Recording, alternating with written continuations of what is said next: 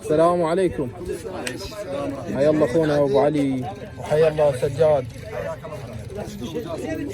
رحم الله والديك، ربي يحفظك ان شاء الله. نعيم حواس ابو علي، الله يرحم والديك يا ابو علي. شوف الدورات بهاي الناحيه، ناحيه النهار سنه 2017 لحد هاي السنه اللي 2023. وطبعا انت كل الدورات حضرتها بالافتتاح وحضرتها التدوين. شو تشوف يا ابو علي هذا الشيء اللي جاي تفضل دوره ناحيه الهار؟ السلام عليكم ورحمه الله وبركاته.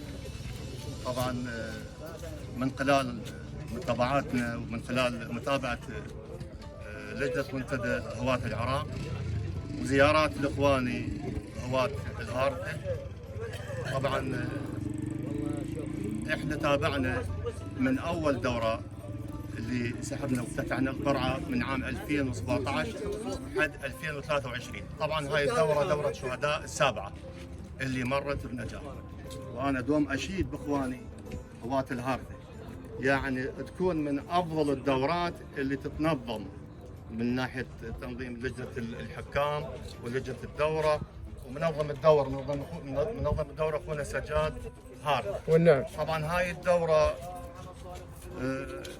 فيها احياء ذكر الشهداء، شهداء العراق، شهداء الهارث. طبعا واخواني هواة الهارثه والاخوه المشتركين صراحه يعني ناس مثقفه ولهم دور كبير في نجاح الدورات وناس متطورين، ومن افضل الدورات اللي جاي اشوفها وجاي اتابعها على مستوى البصره.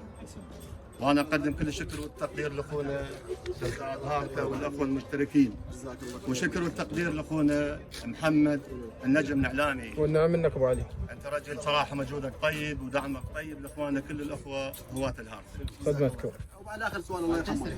وبعد طبعا عندنا تنظم الدوره طبعا اكبر دوره بالعراق، فاتمنى تنذكر هاي الدوره.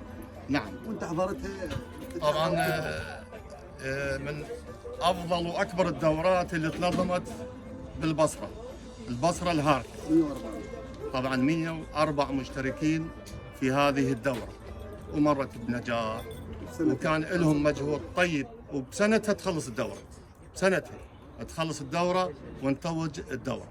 وهاي ان شاء الله دوره ناجحه ومجهود طيب من اخونا سجاد ابو عباس، ومجهود طيب من الاخوه لجنه الدوره، ومجهود طيب من الاخوه المشتركين. طبعا المشتركين هم لهم مجهود ولهم مشاركات في نجاح الدوره. اتمنى لهم كل الخير والتوفيق في دوره شهداء الهارثه الدوره السابعه. جزاك الله.